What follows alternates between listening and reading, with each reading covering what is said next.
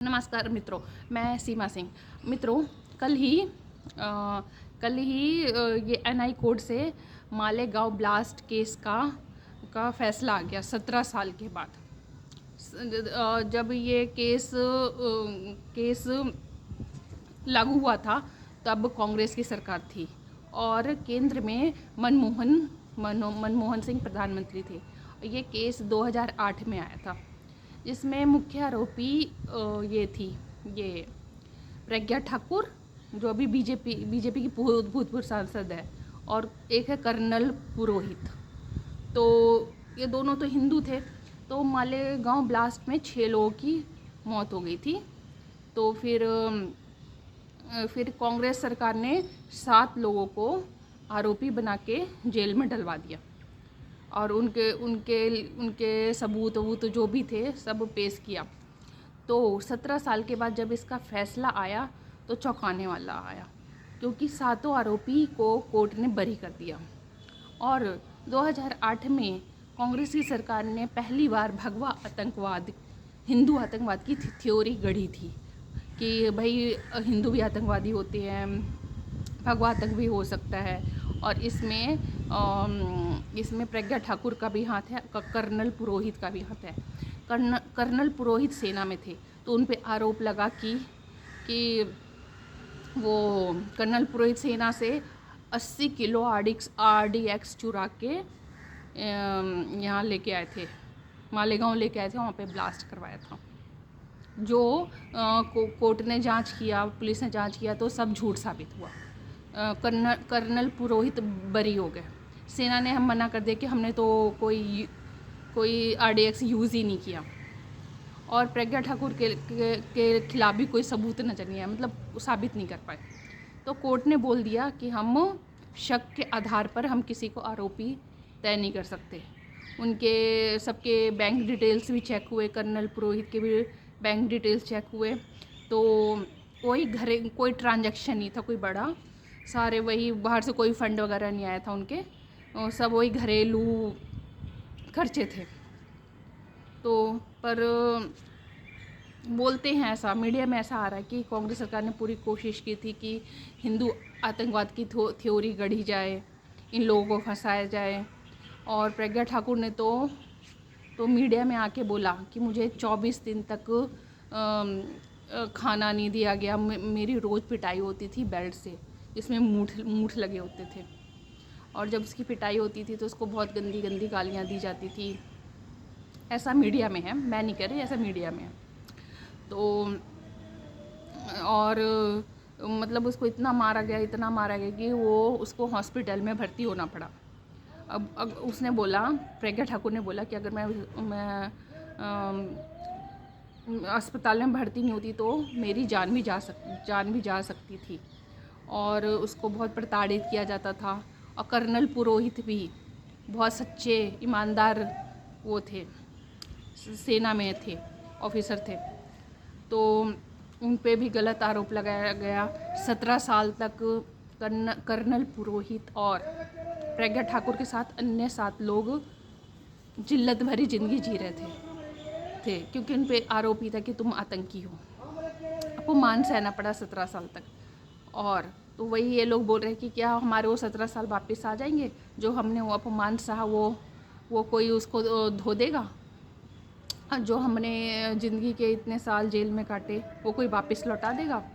तो ये बीजेपी बोल रही है, ये बीजेपी मांग कर रही है कि बीजेपी बहुत सारे नेता बोल रहे हैं कि सोनिया और राहुल गांधी को माफ़ी मांगना चाहिए।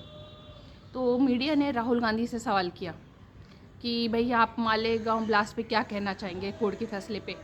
तो राहुल गांधी ने मना कर दिया कि मैं अभी इस बारे में कुछ नहीं जानता,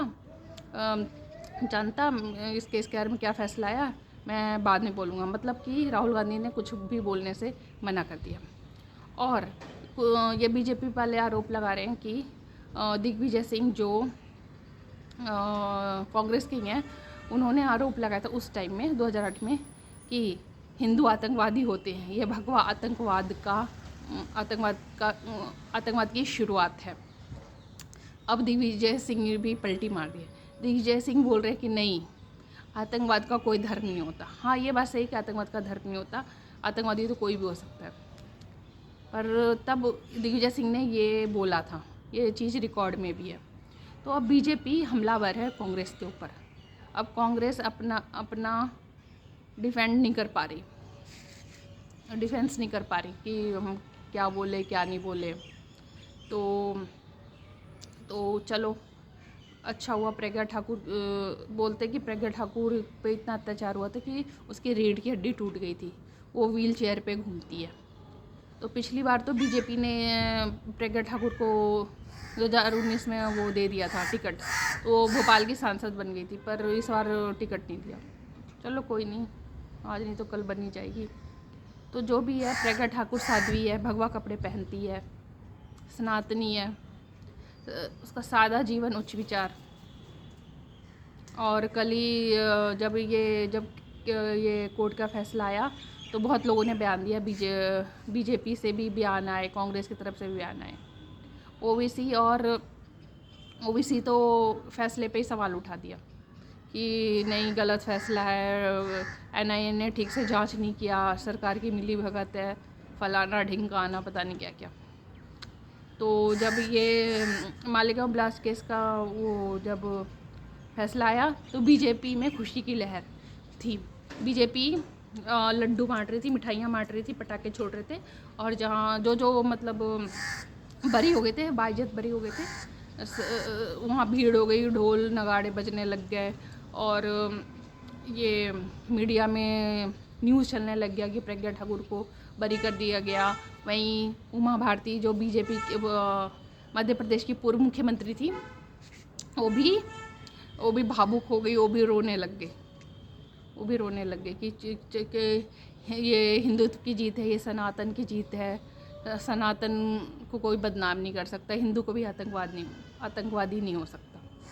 ये अमित शाह भी हमलावर हुए, और ये फडणवीस का भी यही बयान आया कि कांग्रेस को माफ़ी मांगनी चाहिए। अब क्या है, क्या झूठ, क्या सच है, क्या झूठ है, पता नहीं।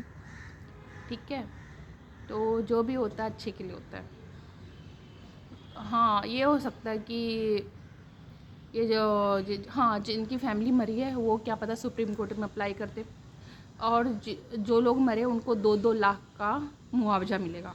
और मेरे ख्याल से 2-2 लाख मुआवजा बहुत कम है। एक तो केस इतने साल चला, और सिर्फ 2-2 लाख मुआवजा, कम से कम 10-10 लाख मुआवजा मिलना चाहिए।